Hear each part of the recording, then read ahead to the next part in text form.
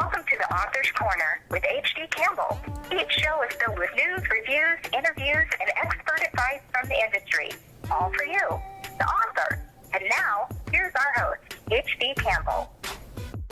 Hi, welcome to episode 2 of an all-new season of an all-great Author's Corner.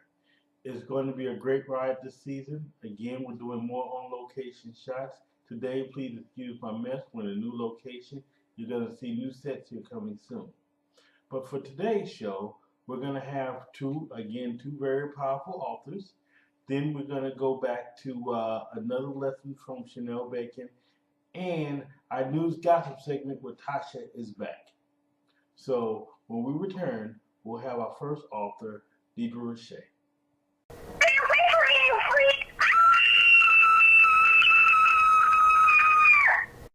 Are we getting any closer, Mark? Before his book, Murder by Execution, is released, get to know investigative reporter Mark Alexander in his first 2 books by author H.D. Campbell.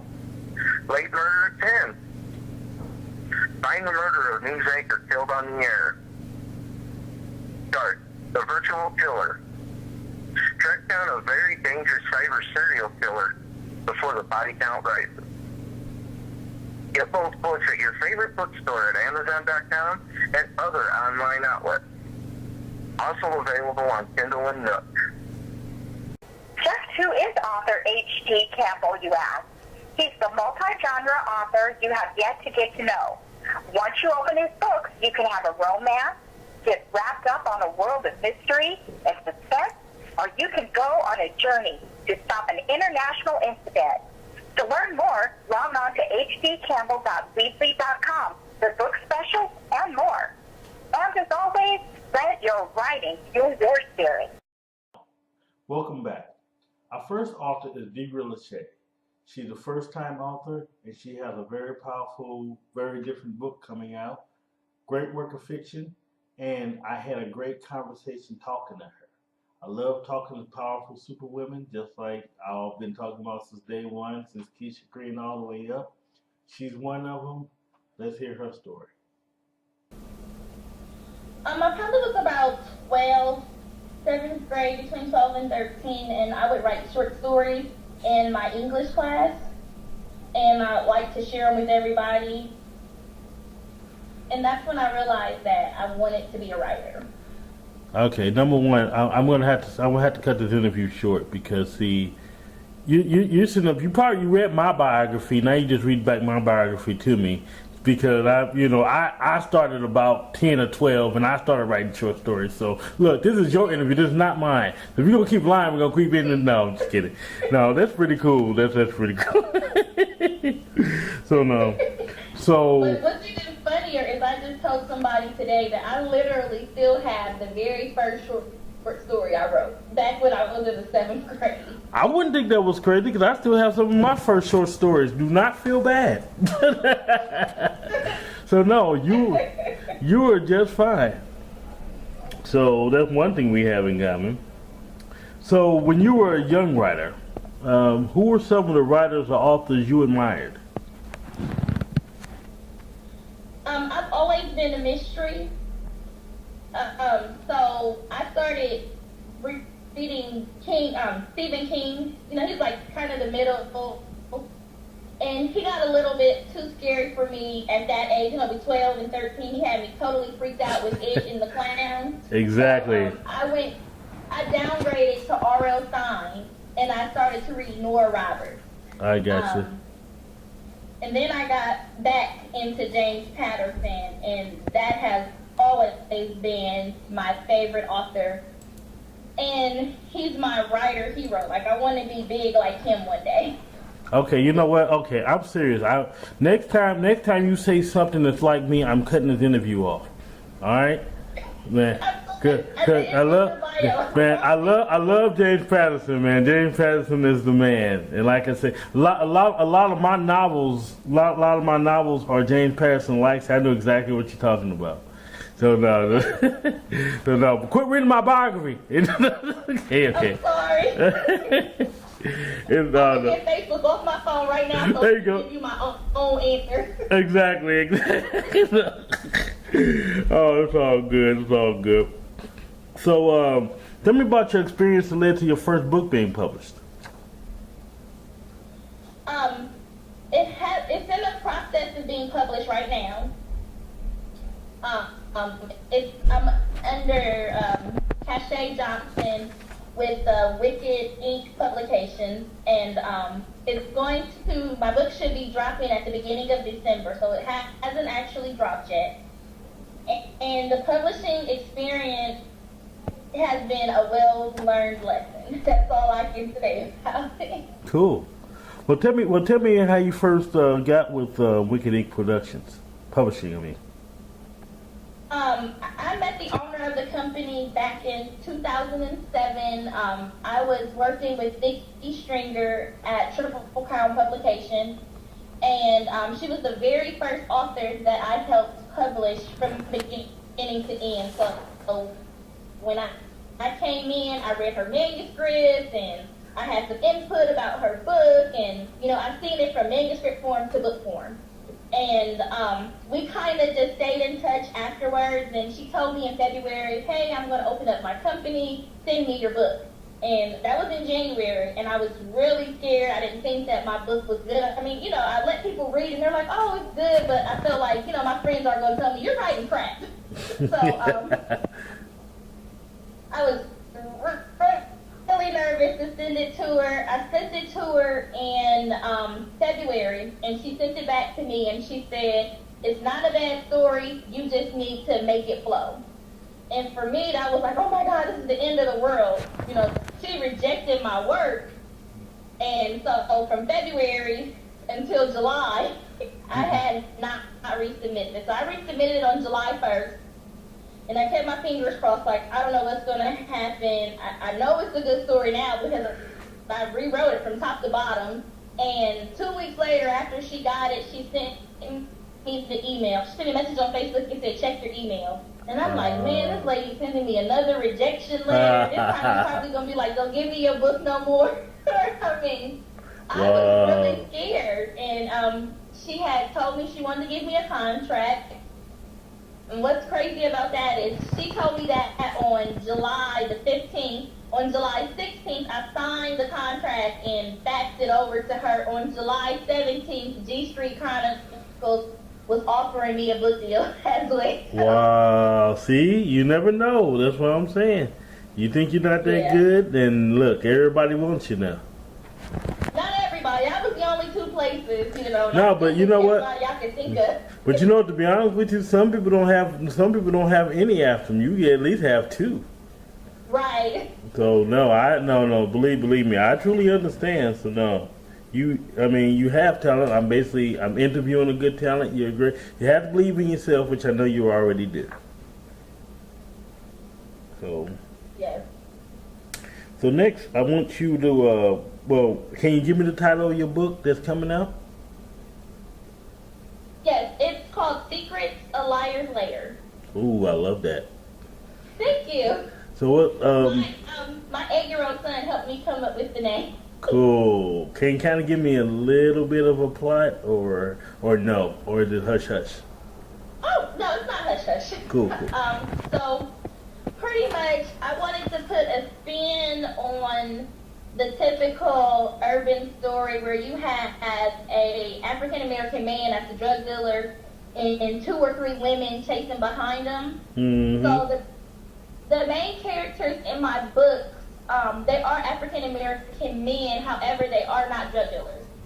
And versus it being a side woman, it's a side man. And he's actually doing whatever it takes for him to get this woman. So their relationship is built up on lies, and that's why it's, Secrets, the Liar's Lair.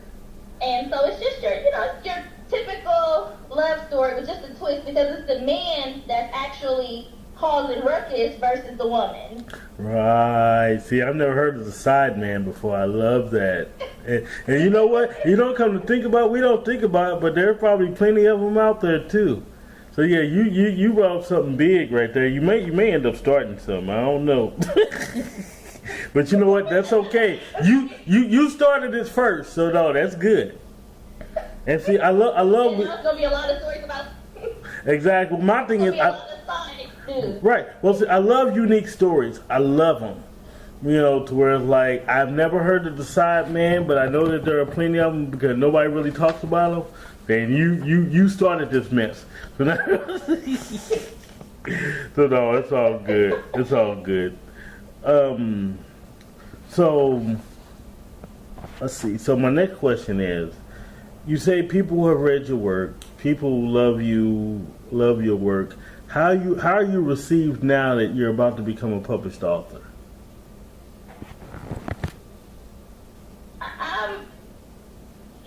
I'm still going to be the same person. I love the people who were in my corner when I first started, the ones who read it from when chapter 1 and chapter 2 was completely different and you couldn't tell what was going on, to the people that helped me mold it and shape it to where you can actually read it and you're going to be like, oh, this is a story that makes sense.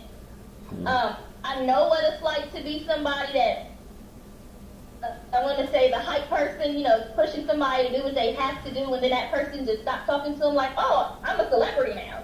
No, I'm never going to be a celebrity. I'm always going to be just me. Even if I had $1 million, I'm too cheap to try to spend $1 million on one thing. So I am always going to be the same people. I want the people that was in my corner to still be in my corner 6 months from now. Even if my book sells 5,000 copies, I want them same people to still be there. Now, I won't be at the same job because I'm going to be like, stupid. Right. But I'm going to still talk to the people. See, this is why I'll keep making fun of you saying get out of my biography and all this. You have a humble sense, your writing sense is the same. We just have so much in common as far as our goals, our writing goals. And like you said, you're not going to spend $1 million all in one place. Me personally, I'll still be in the same places shopping, same places eating. I may go on vacation a little bit more, but I'll still be doing the exact same things. Mm-hmm. So no, I love the fact that you're very humble. You're planning on staying humble, because that's very rare. So when you're not writing, what are you doing? I work full time at a call center. Best job I ever had right now. And then I'm a single mother. My son's 8 years old. Him, and my 2-year-old niece, they take up all my time. When I'm not writing, I'm running around the house playing Power Rangers or watching Henry hug a monster with my niece. If I get a little extra free time, I bake. I think I'm Betty Crocker sometimes. I like to make cakes look pretty. I hope they taste good. I haven't had any complaints yet. But cool. That's pretty much it. I have a boy, so I have to do a lot of boy stuff. And my niece, because she's the only girl, she does a lot of boy stuff. So it's a lot of rough play around here. Well, I'll tell you what. You're about to become a published author, and you're a good woman. You're about to have a lot of people looking at you now. Like, we'll find out she's single. She's got published author and everything.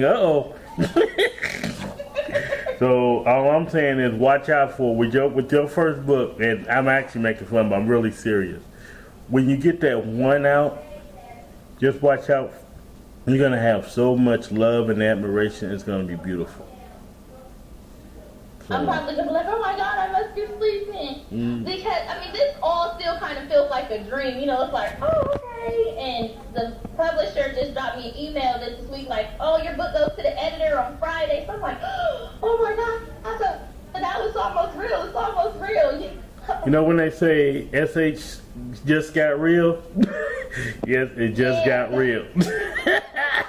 That's how it feels. It's like, oh my God, I've been waiting on this, and my mom, she will tell you if she ever gets an interview. I hope she doesn't, because she'll be that one pulling out embarrassing pictures and stuff. But that's okay. She's my biggest cheerleader, and writing a novel. I started the first one at 16 years old, and now I'm in my late 20s. I'm not going to tell you how old I am because I want to get out of the way. But, I'm in my late 20s. I think I'm 25, but whatever. Don't feel bad. It was the first thing I ever completed. So, once I got the contract, she told everybody, like, even people that I ain't talked to, she was like, oh my God, Deidre got a book deal. Oh my God, Deidre got a book deal. So, I'm like, now, when I get the physical book, I can send it to my grandma, because she's calling me every week, like, when is your book coming out? You don't want your grandma to read it? I'm like, actually, I don't, because there's some stuff in there that my imagination went a little wild away, so I don't know what kind of thoughts they gonna have. Right. No, I truly understand. And don't feel bad about your age. Your interviewer is 40 years old. But I published my book at 25, so trust me, I truly understand. I'm not that old, okay? So no, you're good. No, you're really good. So now my next question is, what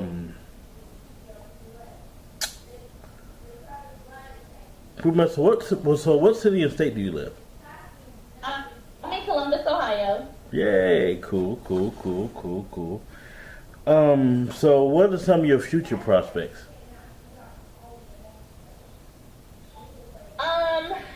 First is to get the heck out of Columbus, Ohio. My parents are originally from Pensacola, Florida, and my grandmother is getting older. I'm definitely not saying she's old just in case she gets to watch this interview. She would kill me. Mm-hmm. But, she's slowly climbing up that ladder, so I would love to be able to move down there to Pensacola with her and take care of her. But while I'm doing that, I would like to actually publish other writers. I've had an experience with it. It's always been what I wanted to do. So this book, Secrets, will drop in December. And hopefully by February, my second book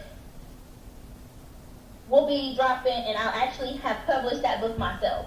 Wonderful. That's my goal. Cool. That's for my next book to be published by me. Cool. Okay. And to let my son make it through the year without killing them. And if you got kids, you understand exactly what I'm saying. Oh, I have an 11-year-old. I understand. I truly understand. They real close, so I bet they got Oh yeah. If I just make it without punching him in the stomach, we good there. Oh, doing the Bernie Mac, yeah. Yeah. I love it.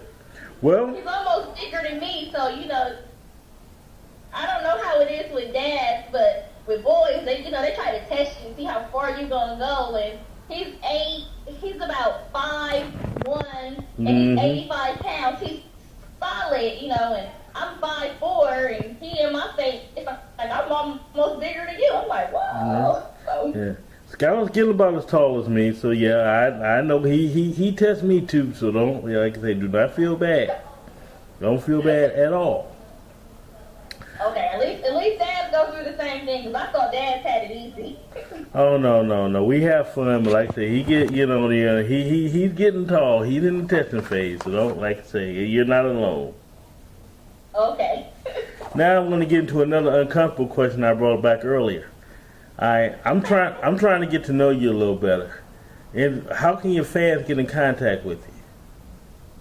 I'm on Facebook as Deidre Leshay. I am on Twitter. I don't use Twitter a lot, but I'm pretty sure it's authoress Deidre, and that's Deidre, and they can always send me an email at deidreleshay@gmail.com. Cool. I'm not on Instagram, and I'm not on Flipbook. I'm just really learning all of, anything that's not Facebook. So. Oh, you are just fine. That is no problem. And also, too, so this is the part of the interview where I give you the final word. If you have any advice you want to give, if anything you want to say, the floor is open to you. I would definitely like to say thank you for taking the time off your schedule to interview me. I really appreciate it. And for anybody, if you have a dream of being a writer, just write. Don't let anybody tell you I can't do it. And don't be your own worst critic. We always can be hard on ourselves and feel like, hey, I can't do this or it's not good enough.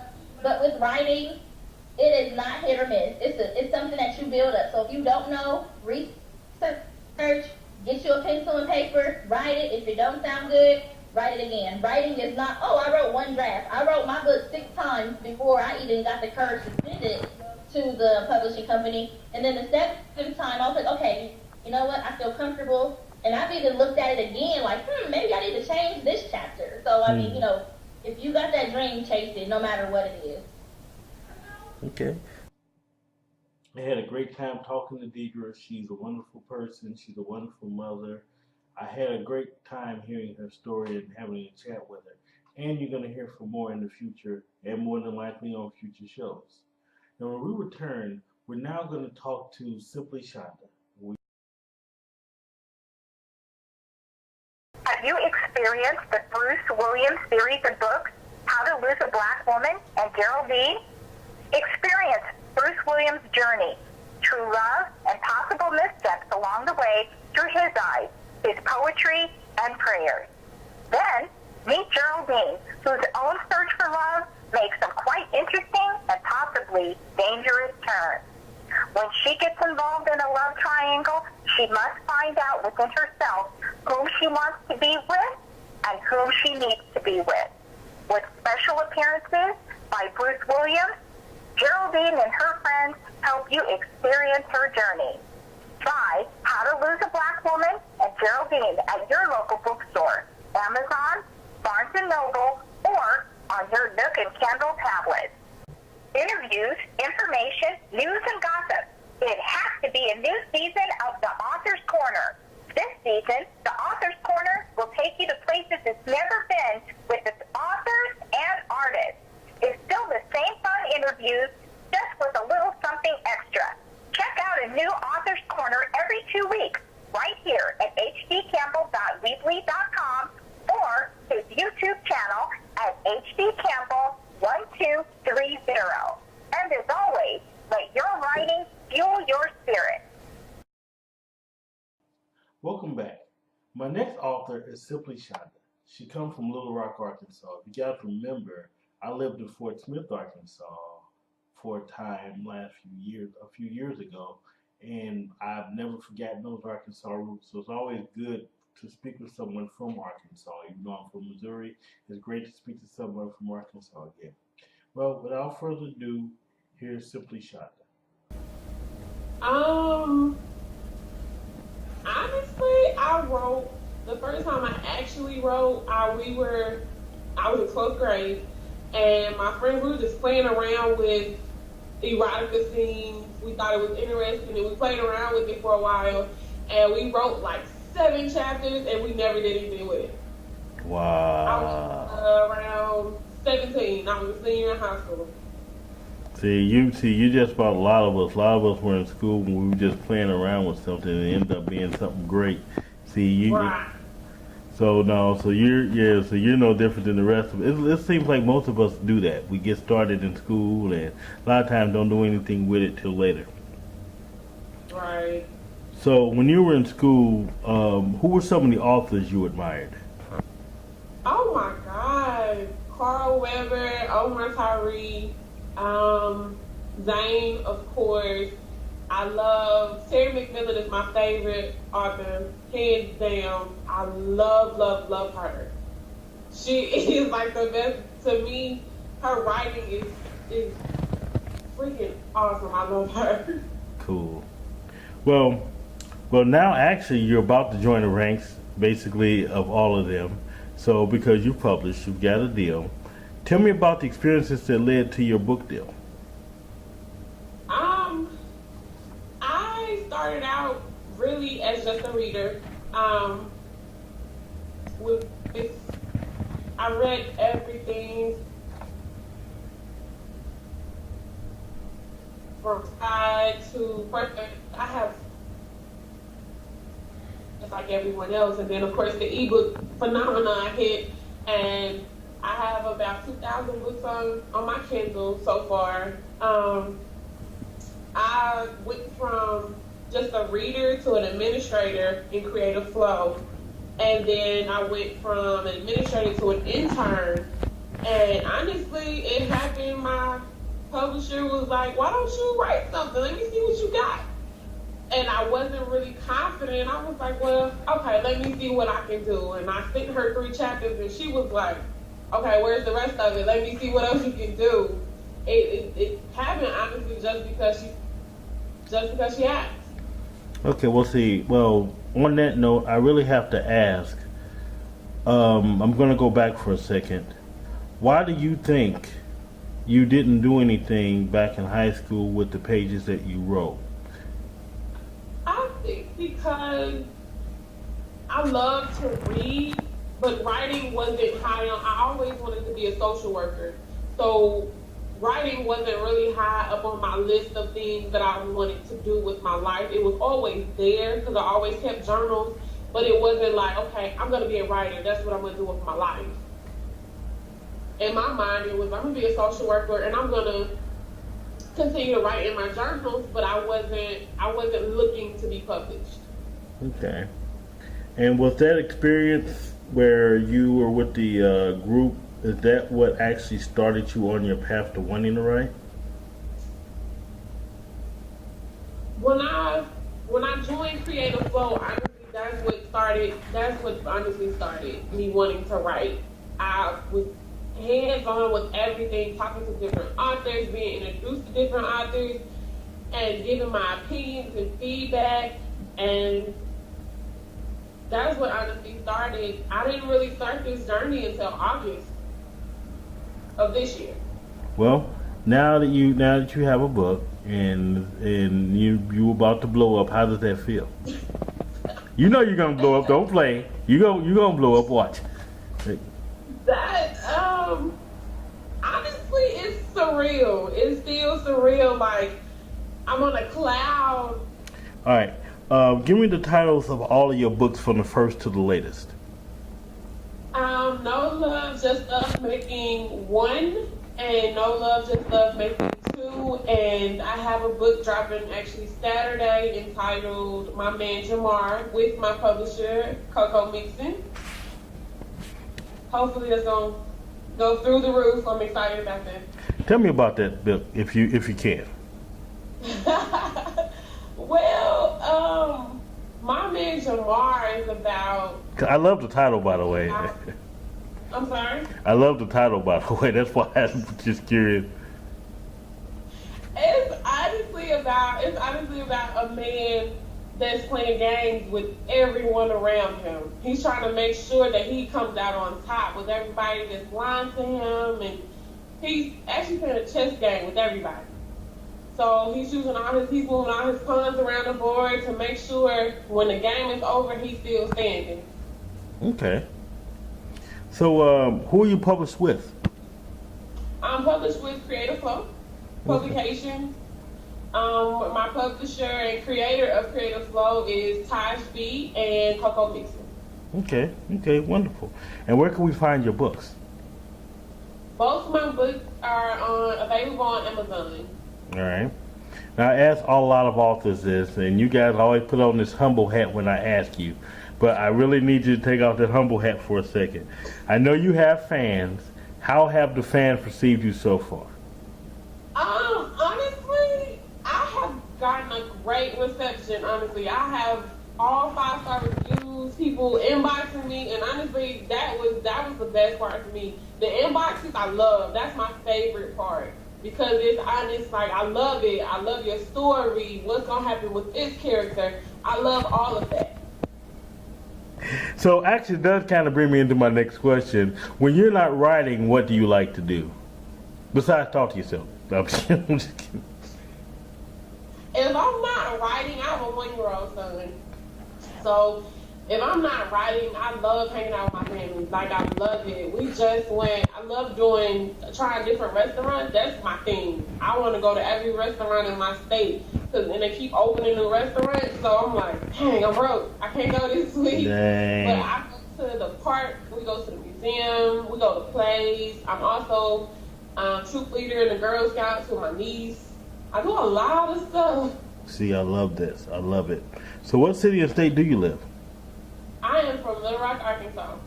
Oh, snap. I used to live in Fort Smith, Arkansas. Oh, yeah. No, I used to live in Fort Smith, Arkansas for a while. Oh, really? Oh, yeah.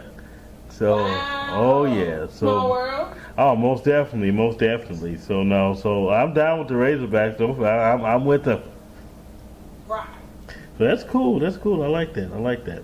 So, how can your fans get to know you better? How can they contact you?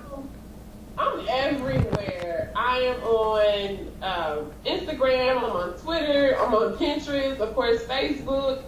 I am everywhere. Okay. Now, you got any future projects lined up? Do I have any what? Future projects lined up? Oh my God, yes.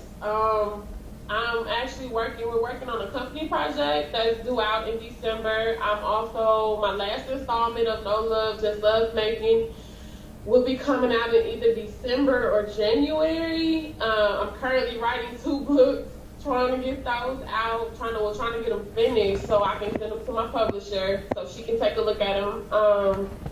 I'm busy writing. I want my work to be good, so I don't rush it at all. I try to make sure all my T's are crossed and I's are dotted, and I read my story at least 5 times before I even send it to my publisher. Okay, perfect. So, and now my final question, which I give you the final word. What advice can you give new writers in the game? Oh, God.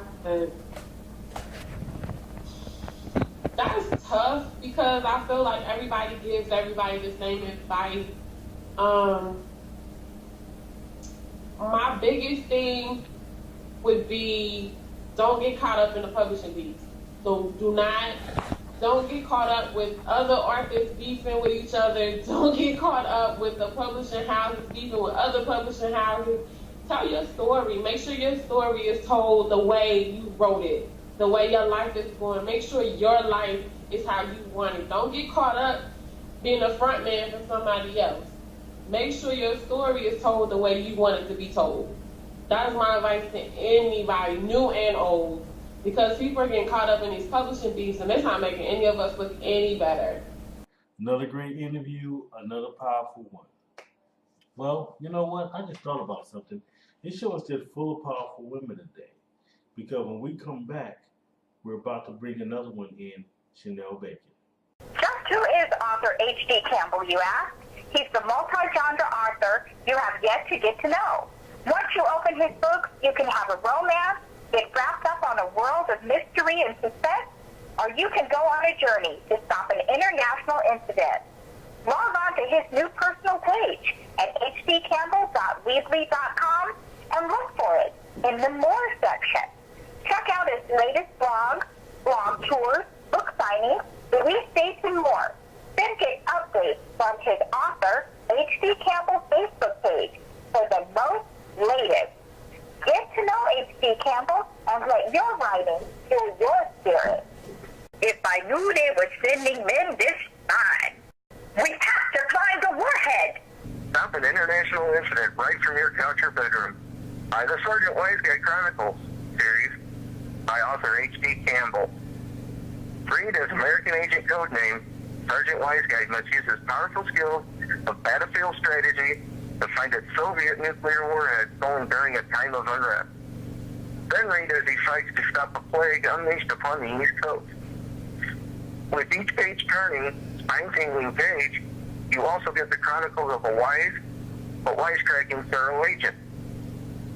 Get his view of life and the mission in the Sergeant Wise Guy series. Get both books at your favorite bookstore and at Amazon.com and other online outlets. Also available on Kindle and Nook. Hey there, everyone. This is author, editor, and educator Shonell Bacon. Today, I have one question for you. Do you want to write a great story?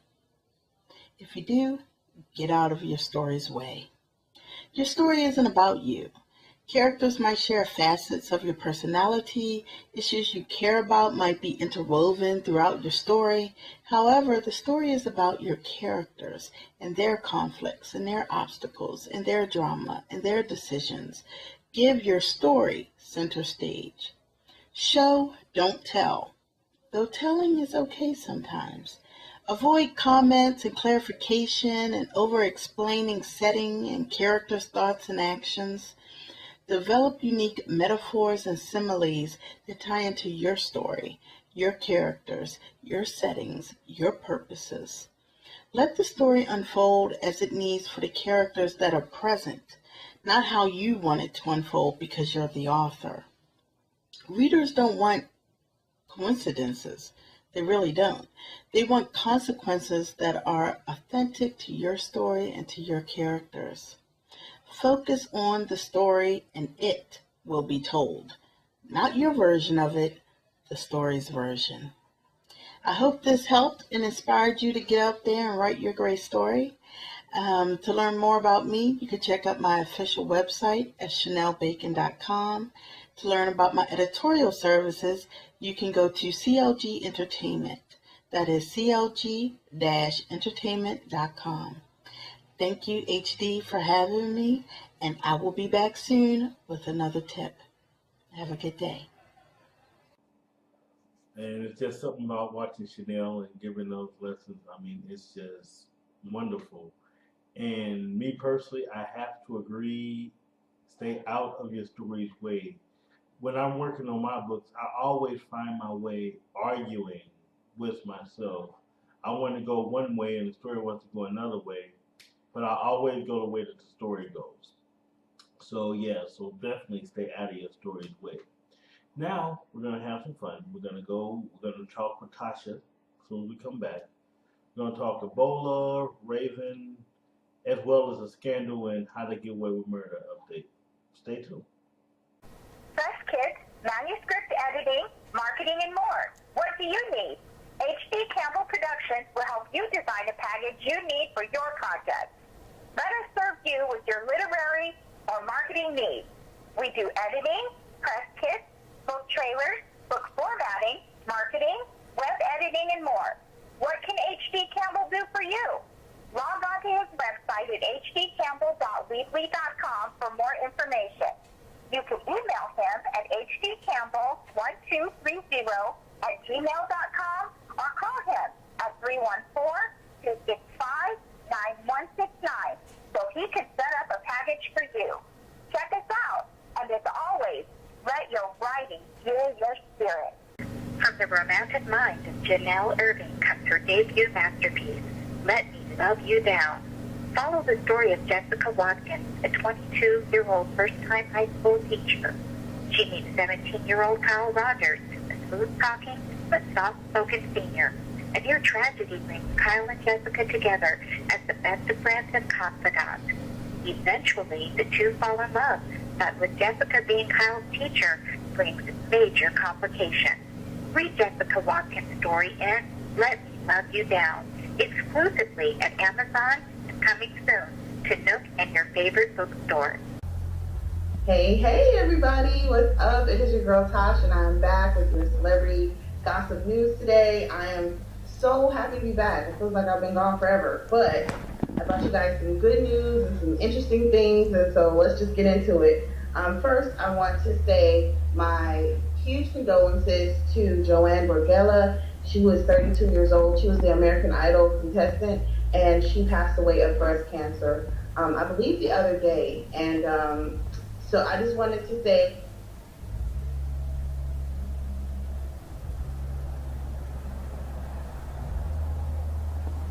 her journey and letting people know, what was going on with her, and for her to lose her battle, we're just truly saddened by that.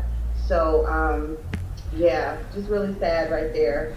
You really have to, ladies, really take care of that stuff and make sure that you're getting your checkups and stuff. I'm not going to go into that too deep, but just, please do that. That is something that's very close to my heart, because of, my experience with it as far as my mom and all that stuff, her passing. So please do that, all right? All right, so let's get on into our serious issues. I do apologize. I didn't bring all my notes. So I'm going to just give you guys two, top header stories, and then I'm going to get into a scandal review and a how to get away with murder review, because that's what I watched yesterday, and I was just like, oh my God, I want to do a review on it. So here we go. First thing I'm going to talk about is the Ebola outbreak. Everybody is terrified. Everybody is scared. I'm scared. I'm not going to lie to you. I'm taking extra precautions. I think everybody should take extra precautions, but not just when it comes to Ebola. With everything. Like, hand washing is a big thing. Hand washing is going to be your biggest defense against anything, okay? So just, you know when to wash your hands, right? All the time. And keep your hands off your face and keep those kids, hands washed too, okay? And then let's just be safe and let's just be careful. I saw a post yesterday that said more people have slept with Kim Kardashian than not slept with, but been married to Kim Kardashian than have actually died of the Ebola virus in America. So that basically, was kind of like, okay, it's not the epidemic that, everybody's, putting out there to be. But I just think just defense against everything, hand washing, and just if nurses, okay, because let's really clock this nurses that went into that room and did not use precautions. Nurses, please take care of yourself. You don't know what's in there, okay? So let's not even, it's not about the Ebola outbreak, it's about everything. You need to be careful. I was a CNA for years, like 8-9 years, and I was washing my hands and I never contracted anything, and really, seriously, okay? This is no joke. You're taking people's lives in your hands, you're taking your own life in your hands. I don't understand why. It's just gross to me. Like, have you guys ever been to the doctor and a doctor, like, you have, like, I don't know, a rash on your eye or something like that, and the doctor just come over there and just touch you? You're like, ew! Yes, and you do not want your doctor to be putting his hands on your face. Some doctors are just nasty. That's all I gotta say. But they do wash their hands between each patient and stuff that I've noticed. But it's like, it's a rash. Don't touch it. Ew, right? I don't know. Y'all tell me what y'all think. All right, so let's get into this Miss Raven, okay? Raven did an interview a couple weeks ago now on the Oprah show, and I wanted to talk about it at that time, but we weren't filming, so let's get into this now. She said she does not want to be categorized as African American or lesbian, okay? Although she is living a, homosexual lifestyle. She doesn't want to be categorized that way. Now, it's mixed reviews. I've heard different people's opinions, some from the LGBT community, some not. And they're like, okay, you need to be called what you are, and, that type of thing. This is how I feel about it. Okay, I listened to a young man today because I was really trying to make sure that I brought you guys the best advice, not advice, but the best side of this. And this young man was saying that he has brothers and sisters and cousins and all these people in his family that have delved into the, the alternative lifestyle, I guess that's what you want to call it, type thing. They don't want to be considered gay, but they still dabble, okay? He was saying that he was really, he was really teased really bad for being, a gay man. And he was saying that in Raven's opinion of that, he's like, he kind of gets why she doesn't want to be labeled. Because sometimes when you're picked out as a person that is gay or whatever, he's like, it's basically like, it's a tag on you, or it's like a target, bullseye type thing, to where people know that, oh, that's the one you can mess with. I'm not saying that this is true, this is his experience. But he was saying because he strictly deals with the same sex, he was saying that he gets it so bad. It gets so bad that, because he feels that because he sleeps with the same sex, all the time, basically, and he doesn't dabble like the other ones, then he is basically picked on really bad. A lot of people were saying that maybe, with the labels and stuff, that, comes the stereotypes. That's basically what she was talking about. As far as her not wanting to be African American, because that was just one side of it. She doesn't want to be labeled as African American either. I call myself black. I don't take on the African American label, and I'll tell you why. For me personally, I feel like I remember my mother telling me when I was young how the song "I'm Black and I'm Proud" by James Brown was so impactful in her life, and she was like, she just loved that because it was like it gave us what we needed at that time. And I just feel like, for me, I can't stray away from that. I will constantly always call myself Black. I don't want to be called African American, not because I'm denying that we were the first man was found in Africa, but for me, it's just, I feel like Black already tells me that I'm an American Black woman. It does. It goes without saying. So for me, that works. I don't know, you guys, it's a personal thing. Hey, do what you want, all right? But as far as Raven, she don't want to be called nothing. So don't call her nothing, but that's a Raven if you want her to, I guess, respond to you. All right, now I wanted to do a scandal review because last night was crazy. Well, Thursday night was crazy, but I just got to watch it last night because I'm visiting Santa Barbara, California, which is beautiful, by the way, and it's wonderful. So you guys, I don't know, I love it. The water is amazing. So I wasn't home to watch it on Thursday night, but let's get into Scandal. All right, first of all, oh God, where do I start? Okay, Olivia. Some people, I watched their reviews and they're talking about, oh, they thought the other episodes were fillers and that it wasn't that good this year. No, they are giving me exactly what I want as a fan. I love when they got back together and everybody was doing their own thing, and then of course you had oh my God, Huck working at the computer store. That was too funny. But I love how what's her name? I can't think of her name. How she was stalking him. The little not Abby. Quinn. My husband is over here saying Abby. Quinn. How she goes to the computer store and she was checking on him and stuff. That was great. I love that. Abby, I knew, first of all, I've been saying since season 1, Abby to me has always been a hater, low-key. He kills Melly. I cannot tell you guys. The reason I like her is because she's real now. Like, she's real. She's always been so, nothing bothers me, I'm just Melly and I go along and I do everything, and now she's like going against the grain and she's speaking out. She doesn't care who she's mean to, but I am ready for her to come out of that role. It's been fun, but yes, it's time to get back to business. When Finn said, I've dealt with Melly, I was laughing, and a bunch of people like that too. We were kind of like online talking to each other and they were just cracking up too.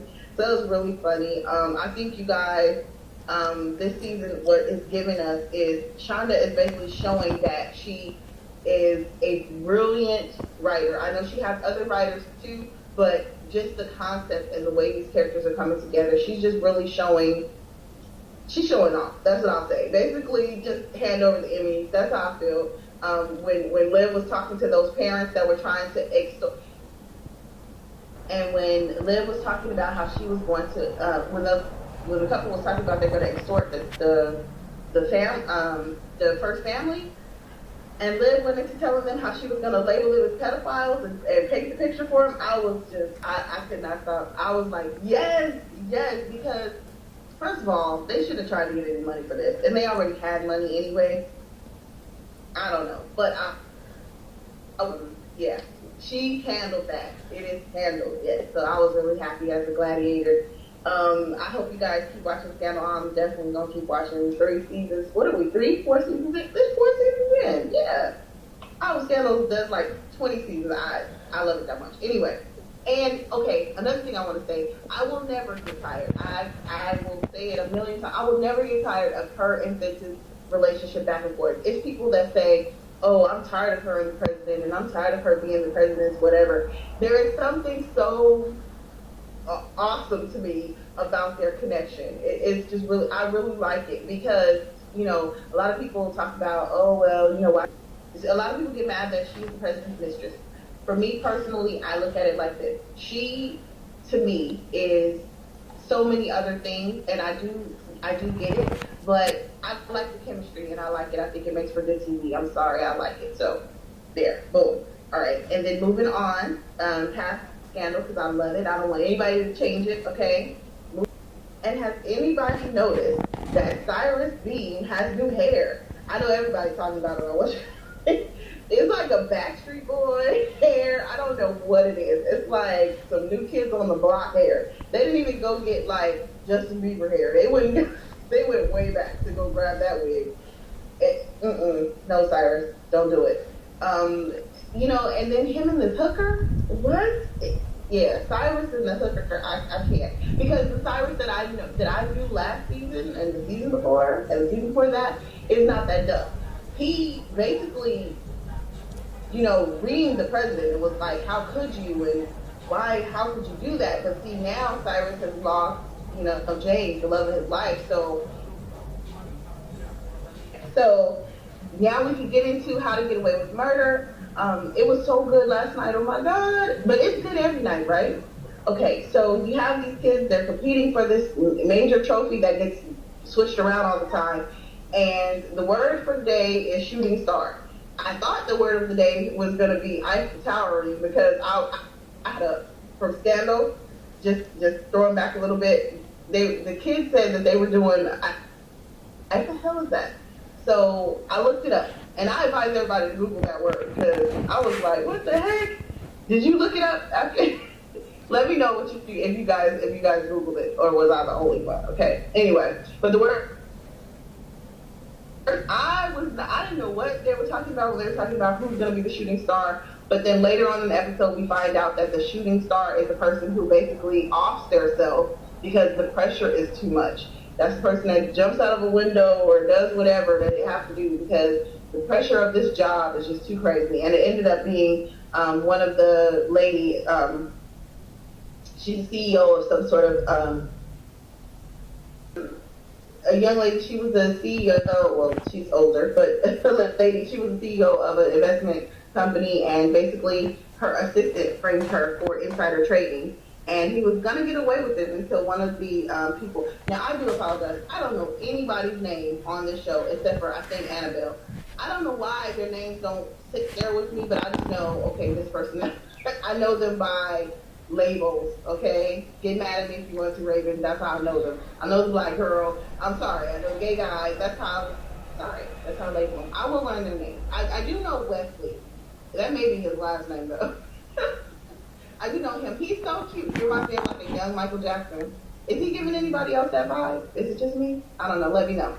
Anyway, it was really good, though. But when the assistant, because she basically caught him after the gay guy slept with him and got him to kind of tapped his phone basically and got his confession that he had did this, he decided to just he just went in and he offed himself, jumped right out of the window, and nobody saw that coming. I didn't see that coming. I saw the window open and didn't even pay attention, but I love that. They don't you know how some stuff you can sit there and you can say, okay, this is going to happen. All right, now that's going to happen. I do it all the time with shows. I didn't see that coming. So for that, I will just say, good writing. And I'm sorry, I live for the end. When she finally asked her husband about him and his involvement with this young woman who got murdered. And he's like, why? She said, why is your penis on? Oh. All right, Miss Viola, when she got to that point at the end where she slid that wig off and she took that ring off, there was something very powerful that happened within me as a black woman. And I was like, yes, I have had it. It is over. And she's not married to a black man, but that's when you say Negro. No, done, finito, over, okay? Yes, I applauded. I was like, okay, Carrie, I thought you was getting that Emmy, but I think Viola just stole it.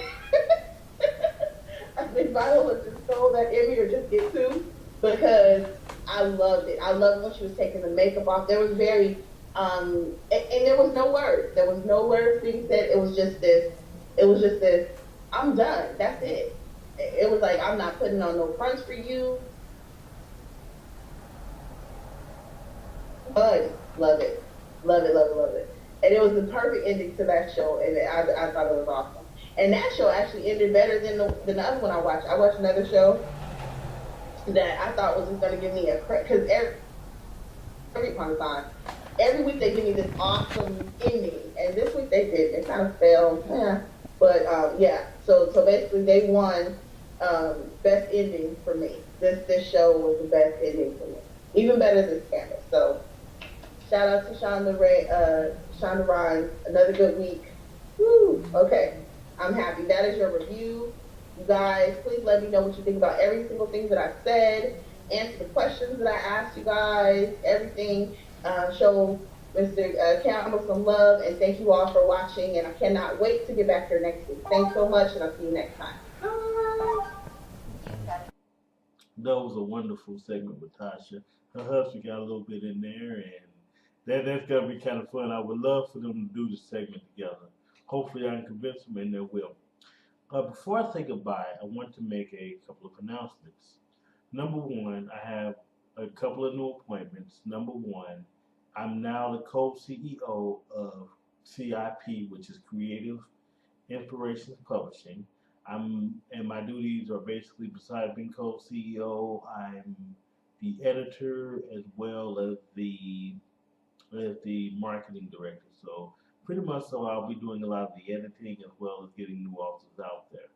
In addition, I'm also going to be working on a few more projects with a few more clients. You'll be seeing a lot of those out there. And also, I'll be doing a lot of special shows, which I'm putting together right now. So, but for any information you need, please log on to my website at htcampbell.weebly.com, and I'll always have updates for you. Until next time, peace, thank you, let your writing fuel your spirit, and God bless.